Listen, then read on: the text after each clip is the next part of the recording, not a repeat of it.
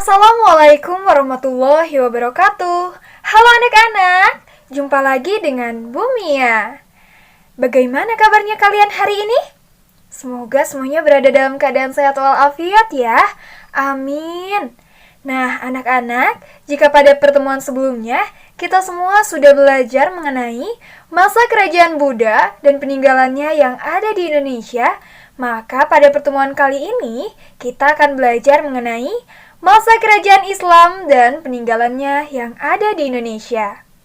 Yuk kita langsung saja simak video pembelajaran ini sampai akhir.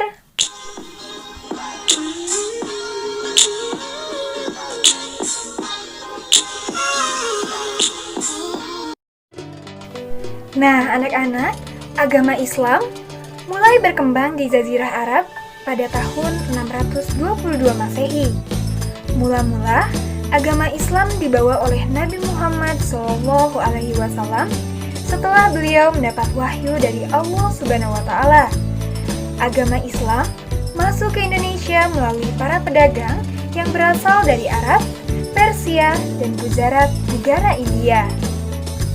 Saat kekuatan kerajaan Majapahit dan Sriwijaya mulai melemah, raja-rajanya mulai memeluk agama Islam. Setelah itu, muncullah kerajaan-kerajaan Islam di Indonesia. Agama Islam dikenalkan dan berkembang di daerah Sumatera Utara, tepatnya di daerah Pasai dan Perla. Samudra Pasai. Samudra Pasai terletak di Lok Sumawe, Aceh. Berdiri sekitar abad ke-13 dan merupakan kerajaan Islam pertama di Indonesia. Dengan raja pertamanya bergelar Sultan Malik Al-Saleh.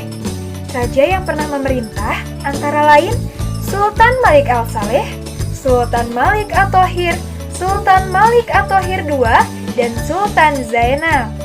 Peninggalannya berupa Hikayat Raja Pasai, Lonceng Cakradonya, dan Makam Sultan Malik As-Saleh. Kerajaan Aceh. Kerajaan Aceh terletak di tepi Selat Malaka yang berpusat di Kutaraja, Banda Aceh. Berdiri pada abad ke-16 dengan raja pertamanya yaitu Sultan Ali Mughayat Shah. Kerajaan Aceh mencapai puncak kejayaan pada masa Sultan Iskandar Muda naik tahta. Peninggalannya berupa Masjid Raya Baitur Rahman, Benteng Indraprata, dan Makam Iskandar Muda. Kerajaan Demak. Kerajaan Demak merupakan kerajaan Islam pertama di Pulau Jawa. Terletak di muara Sungai Bintaro, Demak, Jawa Tengah. Berdiri pada abad ke-15 dengan raja pertamanya yaitu Raden Patah, dan tokoh yang tidak boleh dilupakan adalah para wali yang berjumlah 9 orang, yang biasa disebut sebagai Wali Songo. Wali Songo diantaranya ada Sunan Giri, Sunan Bonang, Sunan Ampel, Sunan Derajat, Sunan Muria, Sunan Kalijaga, Sunan Gunung Jati, Sunan Gresik, dan Sunan Kudus. Peninggalannya yaitu berupa Masjid Agung Demak dan Pintu Bledeg. Kerajaan Banten dan Cirebon. Kerajaan Banten dan Cirebon didirikan oleh Fatahillah atau Syarif Hidayatullah atau yang kita kenal Sunan Gunung Jati. Panglima Kesultanan Demak ini berhasil merebut Sunda Kelapa dari Portugis dan tanggal 22 Juni 1527 Sunda Kelapa diubah namanya menjadi Jayakarta atau yang kita kenal sebagai Jakarta. Tahun 1552 Banten diserahkan kepada putranya Pangeran Hasanuddin dan Cirebon diberikan kepada Pangeran Pasarean. Kerajaan Banten mencapai masa kejayaan oleh Sultan Ageng Tirtayasa. Peninggalannya berupa Masjid Agung Banten, Istana Keraton Kaibon, dan Istana Surosowan. Kerajaan Ternate Tidore. Kerajaan Ternate dan Tidore terletak di Sampalu, Ternate, dan Pulau Tidore di Maluku Utara.